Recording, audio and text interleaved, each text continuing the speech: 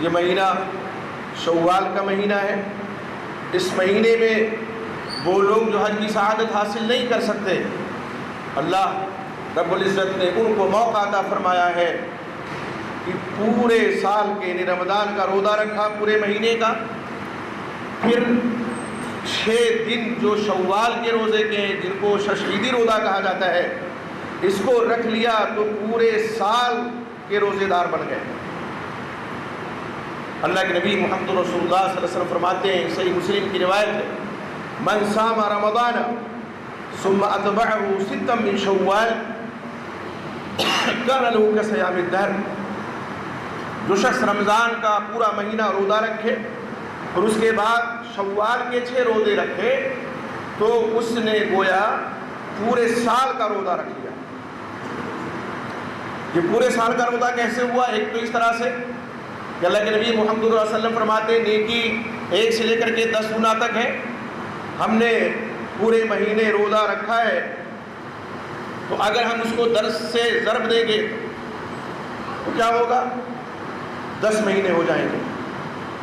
پھر یہ 6 روزے ہیں، ان کو 10 گنا کریں گے تو 2 مہینہ 60 دن، تو گویا 12 مہینے یعنی پورے سال کے روزے کا ثواب مل جاتا ہے. اسی طرح سے صحیح الجامع کی ایک روایت ہے، حضرت ثوبان رضی اللہ تعالیٰ عنہ اس حدیث کے راوی ہیں، وہ فرماتے ہیں کہ آپ صلی اللہ علیہ وسلم نے فرمایا من صام رمضان، من صام شہر رمضان، جس نے رمضان کا روزہ رکھا. اور ایک روایت میں صیام و شہر رمضان بعشرۃ اشہر، صیام و شہر رمضان بعشرۃ اشہر، یہ رمضان کا مہینہ یہ 10 مہینے کے برابر ہے اس کا روزہ. صراحت کے ساتھ صحیح جامع کی روایت ہے، وصیام 6 ایام بعدہ بشہرین، اور رمضان کے بعد اگر 6 دن کسی نے شوال میں روزہ رکھ لیا تو یہ جو 6 دن ہے 2 مہینے کے برابر ہے. فذلک صیام السنہ، تو یہ پورے سال کا روزہ ہو گیا. یہ صحیح جامع کی روایت ہے. صراحت کے ساتھ اس میں آپ صلی اللہ علیہ وسلم فرماتے ہیں کہ جس نے رمضان کا پورا روزہ رکھا پھر شوال کے 6 روزے اس نے رکھے تو گویا پورے سال وہ روزے دار ہو گیا.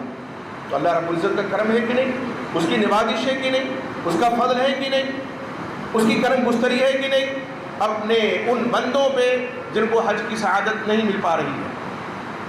تو اللہ رب العزت نے موقع سب کو عطا کیا ہے. اب یہ روزہ ہم چاہیں تو پیدر پہ رکھیں اور چاہیں تو چھوڑ پکڑ کے رکھیں، لیکن رکھنا ہے شوال ہی کے مہینے میں. ثم اتبعوا 6 من شوال کے الفاظ حدیث میں شوال ہی کے مہینے میں رکھنا ہے. بعض لوگ یہ سمجھتے ہیں کہ عید کے دن کے بعد شروع کریں تو لگاتار رکھیں تبھی یہ 6 روزے مانے جائیں گے. نہیں، ایسا کچھ نہیں ہے. آپ لگاتار بھی رکھ سکتے ہیں، آپ چاہیں تو چھوڑ پکڑ کے رکھ سکتے ہیں، 1 دن رکھیں 2 دن نہ رکھیں پھر رکھیں. اس طرح سے 4 ہفتے ہوتے ہیں پورے مہینے میں. آپ اگر ہفتے میں 2 دن رکھیں گے اور اگر 4 ہفتے میں رکھ دیں گے تو 8 روزہ ہو جائے گا. کسی ہفتے میں ناغہ کر دیں گے تو بھی 6 روزہ آپ کا ہو جائے گا. انسان کو اختیار ہے، وہ جس طرح چاہے یہ 6 روزہ رکھے، پیدر پہ رکھے، لگاتار رکھے اور یا چھوڑ پکڑ کے رکھے. اس کو اجر ملے گا، ثواب ملے گا. اگر اس نے رمضان کا روزہ رکھا ہے پورے مہینے کا تو پھر پورے سال کے روزوں کا ثواب اس کو مل جائے گا. اب قرآن مجید کی میں نے سورہ اعلیٰ کی جو آیات پڑھی ہیں اس میں اللہ رب العزت فرماتے ہیں قد افلح من تزکا وذکر اسم ربہ فصلی، یقیناً بے شک کامیاب ہو گیا وہ شخص، فلاح پا گیا وہ شخص جس نے پاک کر لیا اپنے آپ کو.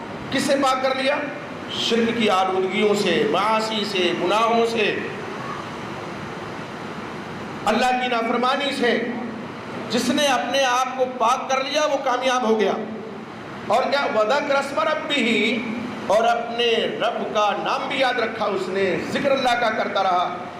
فصلی، پھر نماز بھی پڑھتا رہا. یہ آیت کریمہ کیا بتلاتی ہے؟ کامیابی کس کا مقدر ہے؟ کامیابی کس کے نصیبے میں آتی ہے؟ کہ جو اپنے آپ کو پاک کر لے، اپنے نفس کو پاک کر لے، شرک سے پاک کر لے، صحیح العقیدہ ہو جائے، معاصی اور گناہوں سے پاک کر لے اپنے آپ کو، وہی کامیاب ہے در حقیقت۔ اور ساتھ ہی ساتھ اللہ کا ذکر کرتا رہے۔ رمضان کا پورا مہینہ ہم نے آپ نے اس انداز میں بسر کیا، اللہ کے فضل و کرم سے، جن کو اللہ نے توفیق بخشی ہے کہ نفس کی طہارت بھی ہوئی، شرک کی آلودگیوں سے بھی پاک رہے الحمدللہ، اور اللہ کا ذکر بھی کرتے رہے اور نماز بھی پڑھتے رہے۔ تو یہ پورا مہینہ یہ عمل بہت سے مسلمان کرتے رہے۔ میں سب کی بات اس لیے نہیں کرتا کہ بہت سے نادان، احمق اور حرمہ نصیب مسلمان کہہ لیجئے یا نہ کہیے، ایسے بھی گزرے ہیں جو اپنے آپ کو مسلمان کہتے ہیں کہ ایک دن کا بھی روزہ نہیں رکھا استطاعت کے باوجود۔ تو کامیابی کس کا مقدر ہے؟ کامرانی دنیا میں بھی اور آخرت میں بھی کس کے حصے میں آتی ہے؟ جو اپنے آپ کو پاک کر لیں۔ اب یہ پاکی کئی طرح کی ہوتی ہے، بعض مفسرین نے، بعض تابعین نے اس کی تفسیر کی ہے کہ جس نے صدقہ فطر ادا کیا، جبکہ آیت مکی ہے، پوری سورہ مکی ہے، ادار مکی میں، مکی دور میں، مکہ میں عید کی نماز کا تو کوئی تصور نہیں تھا۔ تو صحیح بات یہی ہے اور راجح بات یہی ہے کہ آدمی اپنے آپ کو شرک سے پاک کر لے، معاصی اور گناہوں سے پاک کر لے، وہ کامیاب ہو گیا، اور ذکر اللہ کا کرتا رہے۔ اللہ کے ذکر سے جن کی زبانیں تر رہتی ہیں ان کے دلوں کو اطمینان کی دولت نصیب ہوتی ہے، سکون قلب حاصل ہوتا ہے۔ اور یہ میں نہیں کہتا، قرآن مجید میں اللہ رب العزت نے فرمایا الا بذکر اللہ تطمئن القلوب، سن لو، خبردار رہو، اللہ کے ذکر سے دلوں کو اطمینان ملتا ہے، دل مطمئن رہتے ہیں۔ آج بہت سے لوگوں کو شکایت ہوتی ہے کہ ڈپریشن میں چلے گئے، بہت ٹینشن ہے، بہت الجھن ہے، دل بہت پریشان رہتا ہے، خلجان کا، ہیجان کا شکار ہے، عجیب کیفیت تاری رہتی ہے۔ میرے بھائی، وہ نسخے کیمیا جو اللہ رب العزت نے قرآن مجید کی شکل میں ہمیں دیا ہے، اور قرآن مجید ہی میں اللہ رب العزت نے اطمینان قلب کا نسخہ بھی بتا دیا ہے۔ اللہ کے ذکر سے اپنی زبانوں کو تر رکھیے، اللہ کا وعدہ جھوٹا نہیں ہو سکتا ہے۔ اللہ فرماتے ہیں اللہ کے ذکر سے دلوں کو اطمینان ملے گا، دل مطمئن رہیں گے۔ تو اللہ کا ذکر صرف رمضان میں نہیں، اللہ کا ذکر صرف موسموں میں نہیں مختلف، بلکہ اللہ کا ذکر ہمیشہ کرتے رہنا چاہیے۔ ہم گھر میں ہو، بازار میں ہو، مسجد میں ہو، مدرسے میں ہو، کسی مجلس میں ہو، کسی محفل میں ہو، اللہ کے ذکر سے اپنی زبانوں کو تر رکھیں۔ اور جو لوگ اللہ کا ذکر کرتے رہتے ہیں، ایسے لوگوں پر اللہ رب العزت کی رحمت کا نزول ہوتا ہے، فرشتے صاحبان بن جاتے ہیں، اللہ رب العزت کی رحمت کے سائے میں ایسے خوش نصیب مسلمان آ جاتے ہیں جو اپنی زبانوں کو ذکر الہی سے تر رکھتے ہیں۔ اس آیت کریمہ میں کیا فرمایا گیا؟ وَذَكْرَ اسْمَ رَبِّكَ، اور نماز یہ بھی ذکر ہے، قرآن مجید کی تلاوت تو ذکر ہے ہی، اس کو تو اللہ رب العزت نے ذکر فرمایا ہے قرآن مجید میں۔ تو قرآن مجید کی تلاوت ہے، اور اسی طرح سے نفلی روزوں کا اہتمام ہے، نماز کا اہتمام ہے، ذکر و اذکار ہے۔ ایک مومن کی زندگی اسی ماحول میں بسر ہونی چاہیے۔ رمضان گزر جاتا ہے، بہت سے لوگ نماز کو لپیٹ کے رکھ دیتے ہیں، قرآن مجید کو تاکہ نسیاں پہ رکھ دیتے ہیں، پھر کبھی پھر رمضان آئے گا تو اٹھائیں گے، یا بہت سے نادار مسلمان کسی کی وفات پہ اٹھاتے ہیں اس کو بخشوانے کے لیے، پتہ نہیں کہاں سے نکالا یہ مسئلہ۔ قرآن کو اللہ نے نازل کیا تھا قرآن کی تلاوت کے لیے، قرآن مجید میں غور و فکر کے لیے، قرآن مجید کی تعلیمات پر عمل کرنے کے لیے۔ آج اس قرآن کو مسلمانوں نے موسمی کتاب بنا دیا ہے، آج اس قرآن کو مسلمانوں نے صرف قسم کھانے کے لیے رکھ چھوڑا ہوا ہے، آج اس قرآن کو مسلمانوں نے صرف تعویذ کے لیے استعمال کرنا شروع کر دیا ہے۔ ایسا کچھ نہیں ہے، قرآن ہدایت کی کتاب ہے، ھدی للناس ہے، ھدی للمتقین ہے، پوری انسانیت کے لیے اس میں ہدایت کا سامان موجود ہے۔ تعویذ کے لیے معاف کیجیے گا، قرآن نہیں اترا ہے، قرآن اس لیے نہیں اترا ہے کہ آپ اس کو کسی ورق پر لکھیں، کسی کاغذ پہ لکھیں، زعفران سے لکھیں اور اس کے بعد اس کو گلے میں لٹکا لیں اور یہ سمجھ لیں کہ بس اب شفا مل گئی۔ بے شک قرآن میں شفا ہے، اس میں کوئی دو رائے نہیں ہے، لیکن اس کے لٹکانے میں نہیں ہے۔ ہم اس کو شرک تو بے شک نہیں کہہ سکتے اگر کوئی قرآن کی آیات کوئی لکھے ہوئے ہیں، لیکن بہرحال جائز نہیں ہے۔ یہ قرآن اس لیے نازل نہیں ہوا ہے تو قرآن کی بے حرمتی ہے کہ اس کو گلے کا ہار بنا لیا جائے۔ گلے کا ہار بنانے کے لیے نہیں، دل کا سکون پانے کے لیے، دل میں اتارنے کے لیے، عمل کرنے کے لیے قرآن نازل ہوا تھا، آج اس کو لوگوں نے اس طرح استعمال کرنا اس کا شروع کر دیا ہے۔ بڑے افسوس کی بات ہے، رمضان میں صرف قرآن اٹھائیں گے اور اس کے بعد لپیٹ کے رکھ دیں گے، یا بہت سے لوگ جنہوں نے کاروبار بنا لیا تعویذ گنڈوں کا تو تعویذ کے لیے استعمال کرتے ہیں، کہتے ہیں اس میں شفا ہے۔ میرے بھائی اسی قرآن میں اللہ رب العزت نے شہد کو بھی شفا قرار دیا ہوا ہے، اور اس تعلق سے تو ایک اللہ کے نبی محمد رسول اللہ صلی اللہ علیہ وسلم کی حدیث ہے، ایک صحابی رسول کے بھائی کو استطلاق بدن کی شکایت تھی، پیٹ چل گیا ان کا، دست آ گئے، اللہ کے وسلم سے آ کر کے شکایت کی، آپ نے فرمایا اس کے اصل میں اس کو شہد پلاؤ، فسقاؤ، پلایا، حدیث کے الفاظ ہیں فما زادہ الا استطلاقا، اور زیادہ چل پڑا پیٹ، انہوں نے کہا اللہ کے رسول تو اور زیادہ ہو گیا، آپ نے فرمایا کہہ دے بطن اخیک، یعنی قرآن میں اللہ تعالیٰ نے شہد کو شفا قرار دیا ہے تو شفا تو ملنی ہی چاہیے۔ تمہارے بھائی کا پیٹ جھوٹا ہے کا مطلب کیا؟ یعنی اتنی مقدار میں نہیں پلایا گیا تھا شہد کو جتنی مقدار مطلوب تھی، کہا پھر پلاؤ، اور پلایا تو پھر اللہ رب العزت کے فضل و کرم سے اور صحابی رسول کے بھائی کو شفا ملی۔ تو اب شہد میں بھی شفا ہے۔ اب اگر کسی کو استطلاق بدنی کی شکایت ہے، اس کا پیٹ چل رہا ہے اور دست کی شکایت ہے، ایک چھوٹی سی شیشی لے اور اس میں شہد بھرے اور اس میں دھاگا باندھے اور گلے میں لٹکا لے، اور پوچھے کوئی یہ کیوں بھائی یہ شہد کیوں لٹکائے گھوم رہے ہو تم، اور وہ کہے کہ نہیں قرآن میں اللہ نے شہد میں شفا کا قرار دیا ہے، قرآن میں ہے یہ، تو اس لیے ہمارا پیٹ خراب ہے ہم اس کو لٹکائے ہوئے ہیں۔ جانتے ہیں اگلا آدمی کیا کہے گا؟ اس کو بریلی بھیجو یا آگرہ بھیجو یا رانچی بھیجو، یہ پاگل ہو چکا ہے، یہ 3 پاگل خانے ہندوستان میں مشہور ہیں۔ فوراً کہے گا وہ آدمی کی اتارو نا، پیٹ میں اتارو اس کو تب شفا ملے گی۔ اسی طرح سے قرآن مجید کو سینوں میں اتارو، قرآن مجید کو عملی شکل میں اتارو، قرآن مجید پر عمل کرو، تب اللہ رب العزت قرآن مجید میں شفا دیں گے۔ تو ہم نے صرف رمضان میں قرآن کو پڑھنا شروع کیا اور جیسے ہی رمضان گزرا لپیٹ کے رکھ دیا۔ امام بشر الحافی بڑے مشہور بزرگ گزرے ہیں اور بلکہ سلسلے تصوف میں بڑا نام ہے ان کا۔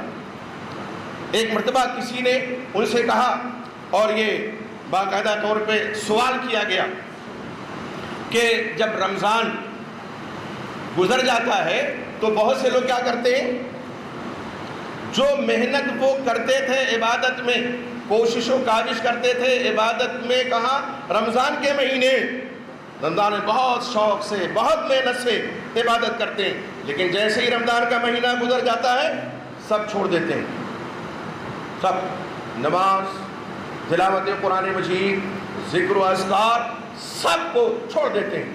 وہ فرماتے ہیں بئس القوم قوم، کتنی بری قوم ہے وہ، یا کتنے برے وہ لوگ ہیں، لا یعرفون اللہ الا فی رمضان، جو صرف اللہ کو رمضان میں پہچانتے ہیں، رمضان کے علاوہ میں نہیں۔ یہ رمضان ہماری زندگیوں میں کیوں آتا ہے؟ یہ ماہ مبارک کیوں آتا ہے؟ تاکہ باقی کے 11 مہینے ہم باقاعدہ طور پہ مستعد رہیں، باقاعدہ طور پہ عبادت کے لیے اپنے آپ کو تیار کر لیں۔ میرے بھائی معاف کیجیے گا، رمضان کے روزے رکھے، عبادتیں بھی کی، قرآن مجید کی تلاوت بھی کی، قیام اللیل بھی کیا، لیکن کسی بد نصیب نے بعد میں ترک کر دیا ان تمام چیزوں کو، تو میں نہیں سمجھتا کہ اس کا روزہ اللہ کی بارگاہ میں قبول ہو سکتا ہے۔ عبادت اللہ کی موسموں کی محتاج نہیں ہے، ہم نماز پڑھنے کے مکلف ہیں جب تک ہوش و حواس ہمارے برقرار ہیں، یہاں تک کہ بیمار ہیں اور ہوش و حواس میں ہیں، ہم کھڑے ہو کے نماز نہیں پڑھ سکتے تو بیٹھ کے پڑھیں، بیٹھ کے نہیں پڑھ سکتے تو لیٹ کے پڑھیں، اور ویسے بھی نہیں پڑھ سکتے تو اشارے سے پڑھیں۔ نماز تو کبھی معاف نہیں ہے اگر ہوش و حواس برقرار ہے تو۔ لیکن ہوتا کیا ہے، بس صرف رمضان میں، اس کے بعد نہیں۔ اس لیے میرے بھائی ضرورت اس بات کی ہے کہ مبارک مہینہ جو گزر گیا ہے اس کی یاد کو ہم ہمیشہ تازہ رکھیں۔ یہ نفلی روزے کس لیے ہیں؟ نفلی روزے اسی لیے ہیں کہ جو کچھ ہم فرض روزے ہم نے رکھے ہیں اس میں اگر کوئی کمی ہو گئی ہے تو وہ کمی پوری کر دے اللہ رب العزت۔ نماز کے بعد جو ہم، یا نماز سے پہلے جو ہم سنتیں پڑھتے ہیں، اس کی حکمت کیا ہے کہ اگر فرائض میں کچھ کوتاہی ہو گئی ہے، کچھ کمی ہو گئی ہے، تو کل قیامت کے دن نوافل سے وہ کمی پوری کر دی جائے گی۔ اسی طرح روزے کا حال ہے، اسی طرح سے رمضان میں جو ہم نے روزہ رکھا ہے، اب یہ جو 6 دن ہے، میں نہیں کہتا کہ ضروری ہے سب کے لیے، جو رکھے گا اس کو اللہ رب العزت کا انعام اور اکرام ملے گا، اس کو ثواب ملے گا، اس کو اجر ملے گا، نیکیاں اس کے نام اعمال میں درج کی جائیں گی، وہ پورے سال کا روزے دار اللہ رب العزت کے ہاں قرار دے دیا جائے گا، پورا سال گویا اس نے روزہ رکھا اللہ کے نبی محمد صلی اللہ علیہ وسلم کے فرمان کے مطابق۔ لیکن اگر کسی نے نہیں رکھا ہے تو بے شک گنہگار نہیں ہوگا، ہاں سب اس ثواب سے تو محروم ہو جائے گا، وہ ثواب اس کو نہیں ملے گا، لیکن گنہگار ہم نہیں کہہ سکتے۔ آپ دیکھیں یہی 6 روزے نہیں، اللہ کے نبی محمد رسول اللہ صلی اللہ علیہ وسلم سے ہفتے میں 2 روزہ ثابت ہے، سوموار کا، جمعرات کا، اسی طرح ایام بیض کا روزہ آپ صلی اللہ علیہ وسلم ثابت ہے، جو ہم قمری مہینہ جسے کہتے ہیں، چاند کا مہینہ جسے کہتے ہیں، 13، 14، 15 ان تاریخوں میں روزہ آپ صلی اللہ علیہ وسلم ثابت ہے۔ آپ دیکھیں کہ اللہ رب العزت کا فضل و کرم کتنا زیادہ ہے اس امت پہ کہ کوئی موقع اللہ تعالیٰ نے ایسا نہیں چھوڑا ہے کہ ہم نیکیاں نہ اکٹھا کر سکیں۔ ہر مہینے میں موقع ہے، اور ذکر کرتے رہیں تو ہر گھڑی موقع ہے، نماز پڑھتے رہیں، 5 وقت جاتے ہیں مسجد میں تو ہر دن موقع ہے۔ ایک مومن کے اوپر اللہ کا بہت عظیم احسان ہے، بڑا کرم ہے اس کا۔ ہم گنہگار ہیں، ہم سیاہکار ہیں، ہم معصیت میں مبتلا ہیں، لیکن اللہ کے حضور جب پہنچتے ہیں اور توبہ کرتے ہیں اور استغفار کرتے ہیں اور اللہ سے معافی طلب کرتے ہیں، دریا رحمت جوش میں آ جاتا ہے۔ اللہ رب العزت ظاہر ہے جب تک غرغرے کا وقت نہیں آتا ہے تب تک اللہ رب العزت انسان کی توبہ قبول فرماتے ہیں۔ ہاں اس موقع پہ جب نزا کا عالم طاری ہو، لاکھ کوئی توبہ کرے، پھر وہ توبہ اللہ کے یہاں قابل قبول نہیں ہے۔ لیکن اس سے پہلے تو اسی لیے اللہ کے نبی محمد صلی اللہ علیہ وسلم فرماتے ہیں انسان کے جو اس کی آخری عمر ہے اس میں جو عمل کرتا ہے اصل وہ ہے۔ دور جوانی میں عمل انتہائی مطلوب ہے۔ اب آخر عمر کون سی ہے؟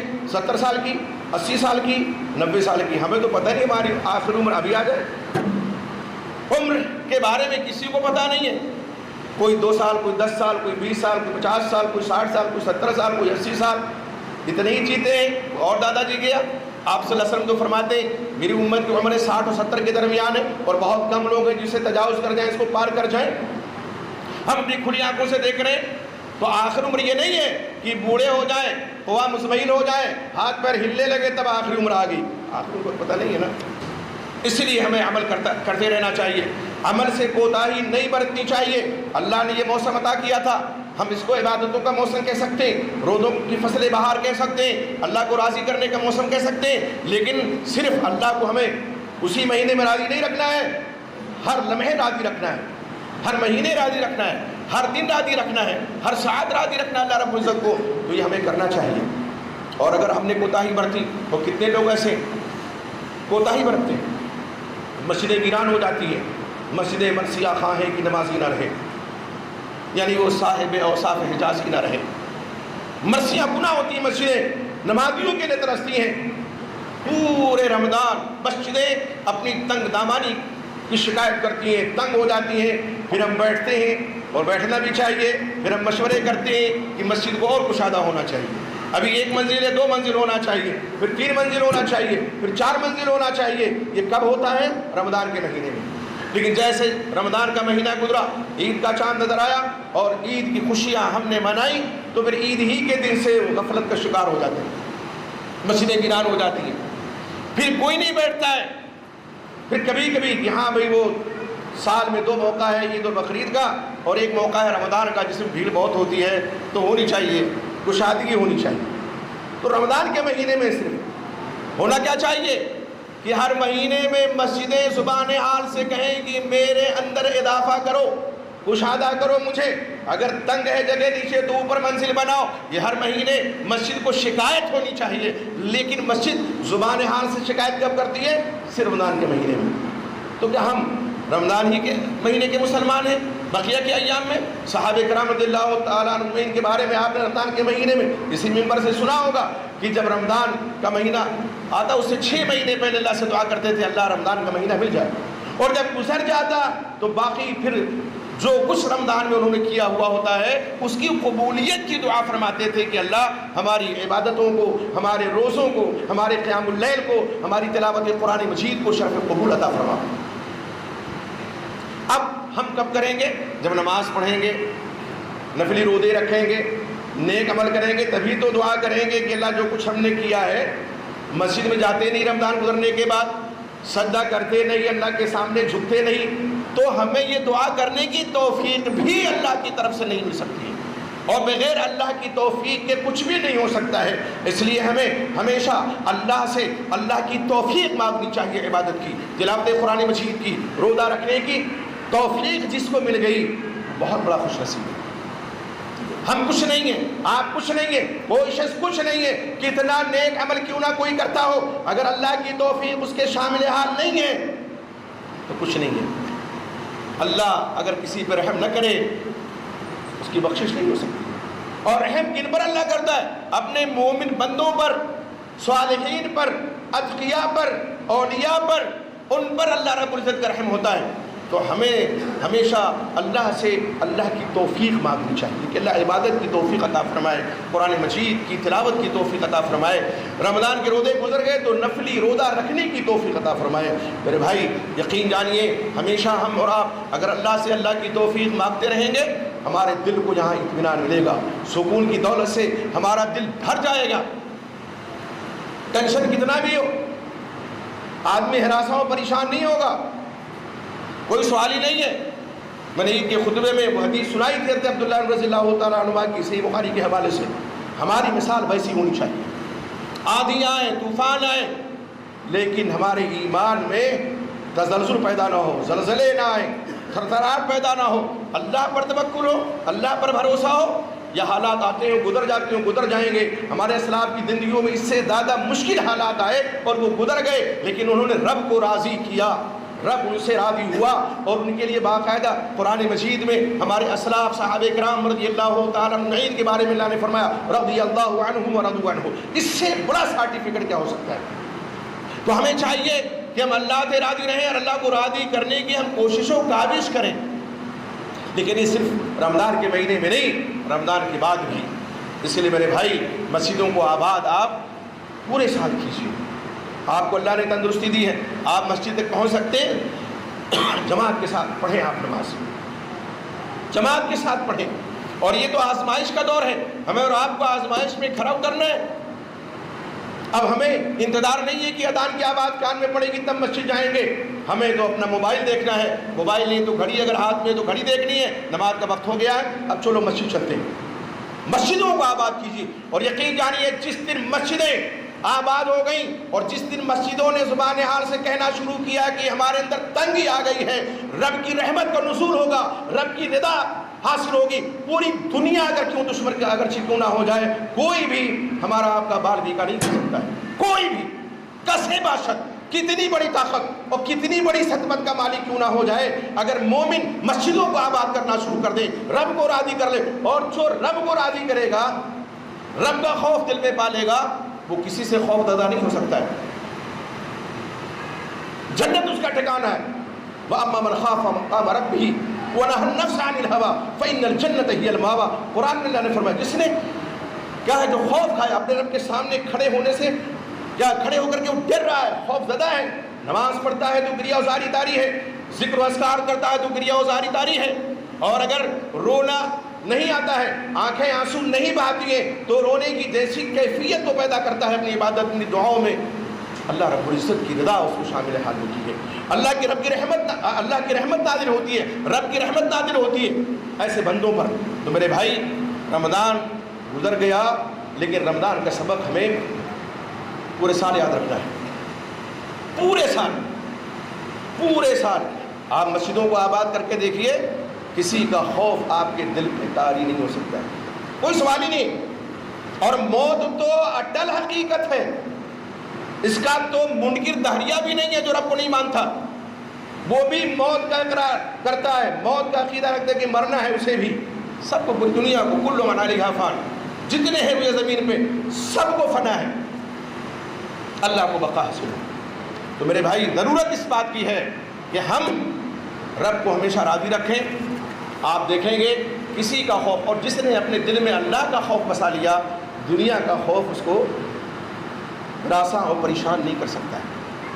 ہم ہمیشہ ہی سوچیں گے کہ ہو سکتا ہے کہ اللہ کی طرف سے اس میں خیر ہو، ہر شر میں خیر کا پہلو تلاش کرنا چاہیے، ہر شر میں اور یہ نماز جو ہم پڑھتے ہیں نا، اس نماز کے بارے میں ایک حدیث میں اللہ کے نبی محمد صلی اللہ علیہ وسلم فرماتے ہیں، ایک حدیث تو وہ ہے کہ جس میں آپ نے 12 کی حدیث کو سنا ہوگا، اول ما یحاسب به العبد یوم القیامۃ الصلاۃ، سب سے پہلے نماز کے بارے میں محاسبہ ہوگا.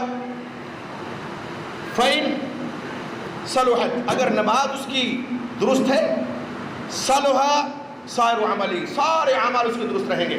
وَإِن فسدت فسد سائر عملی، اور اگر نماز میں بگاڑا گیا سارے اعمال اس کے بگڑ جائیں گے.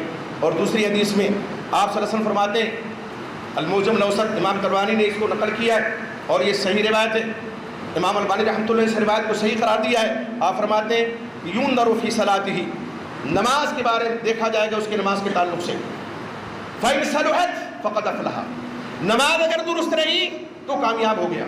قد افلح من تزکا وذکر اسم ربہ فصلی، تو کامیاب ہو گیا. حدیث ہے آپ صلی اللہ علیہ وسلم کی، اگر نماز درست رہی تو کامیاب ہو گیا. اچھا، جب نماز پڑھے گا تبھی درست اور نادرست ہو سکتی ہے، اور جو نماز ہی نہیں پڑھتا اس کو کامیابی کیسے مل سکتی ہے؟ نہ دنیا میں نہ آخرت میں. تو آپ فرماتے ہیں یُنظر فی صلاتہ فَإِن صلحت فقد افلح وَإِن فسدت فقد خاب وخسر، اور اگر نماز بھی بگاڑا گیا تو خائب و خاسر ایسا شخص ہو جائے گا. اللہ سے دعا کیجئے کہ اللہ رب العزت ہم نے جو رمضان میں عبادتیں کی ہیں، قرآن مجید کی تلاوت کی ہے، ذکر و اذکار کیا ہے، قیام اللیل کیا ہے، اللہ تعالیٰ اور جو کچھ صدقہ و خیرات کیا اللہ کے راستے میں جو ہم نے خرچ کیا ہے، اللہ رب العزت ان تمام نیک اعمال کو قبولیت کا درجہ عطا فرمائے، ہمارے آپ کے دلوں میں اخلاص پیدا فرمائے. اور یہ شوال کا جو مہینہ ہے اللہ توفیق دے کہ ہم 6 روزے رکھیں، اور باقی جو نفلی روزے ہر مہینے میں انہیں بھی رکھنے کی توفیق عطا فرمائے. اللہ ہم تیرے آج مادہ بندے ہیں، گنہگار ہیں، سیاہکار ہیں، لیکن میرے مولا تیرے در سے وابستہ ہیں. اللہ ہمارے گناہوں کو معاف فرما، ہمارے لفظوں کو معاف فرما، ہماری خطاؤں کو معاف فرما. اللہ رب العزت ہماری ٹوٹی پھوٹی عبادتوں کو قبول فرما لے. اللہ رب العزت جس طرح تو نے ہمیں توفیق عطا فرمائی ہے رمضان کے مہینے میں عبادت کرنے کی، بقیہ کے 11 مہینوں میں بھی اسی طرح سے تلاوت قرآن مجید کا لطف لینے کی توفیق عطا فرما، عبادتوں میں حلاوت پیدا فرما دے. اللہ رب العزت توفیق عطا فرما کہ ہم اس کو راضی کر لے جائیں. اللہ رب العزت اس دنیا میں جب تک ہم زندہ ہیں ایمان کی حالت میں زندہ رہیں، اور جب اس دنیا سے جانے لگیں تو ایمان کی حالت میں جائیں. اللہ رب العزت ہمیں جن کے والدین یا والدین سے کوئی ایک جو حیات اللہ توفیق عطا فرما، ہم ان کی خدمت کر کے تیرے رضا حاصل کرنے. اللہ ہمیں جن کے والدین سے کوئی ایک جن کی وفات ہو چکی ہے اللہ ان کی بال مغفرت فرما. اللہ رب العزت ہمیں جو مومن مرد مومنہ خواتین جن کی وفات ہو چکی ہے اللہ ان کے گناہوں کو معاف فرما، ان کے لغزشوں کو معاف فرما، ان کی خطاؤں کو معاف فرما، جنت میں اعلیٰ مقام عطا فرما. اللہ رب العزت یہ وطن ہمارا پیارا وطن ہے، اس وطن سے ہمیں محبت ہے. اللہ اس وطن میں ہمیں امن و امان کی زندگی عطا فرما، ہماری عزت و آبرو کی حفاظت فرما، ہماری جان ہمارے مال کی حفاظت فرما، ہماری اولاد کی حفاظت فرما. اللہ رب العزت ظالموں کے ظلم و ستم سے ہمیں محفوظ فرما دے. اللہ ہمیں ظالموں کے ظلم و ستم سے محفوظ فرما دے. اللہم انا نجعلک فی نحورہم ونعوذ بک من شرورہم. اللہم انا نجعلک فی نحورہم ونعوذ بک من شرورہم. اللہم انا نجعلک فی نحورہم ونعوذ بک من شرورہم. اللہ جس طرح تو نے ہمیں اکٹھا کیا اللہ توفیق عطا فرما، تیرے رضا پا کر کے ہم جنت میں اکٹھا رہیں. اللہ رب العزت جب اس دنیا سے ہم جانے لگے تو ہمارے لبوں پہ اشہد ان لا الہ الا اللہ و اشہد ان محمدا عبدہ ورسولہ جاری ہو. اللہ رب العزت ہمیں ایک بنا، نیک بنا، ہماری صفوں میں اتحاد و اتفاق پیدا فرما دے. ہمارے دلوں میں اگر ہم اپنے مومن بھائی کے تعلق سے کچھ بھی کینہ، کپٹ، بغض و حسد ہے تو اللہ تمام قلبی بیماریوں کا خاتمہ فرما دے. آمین.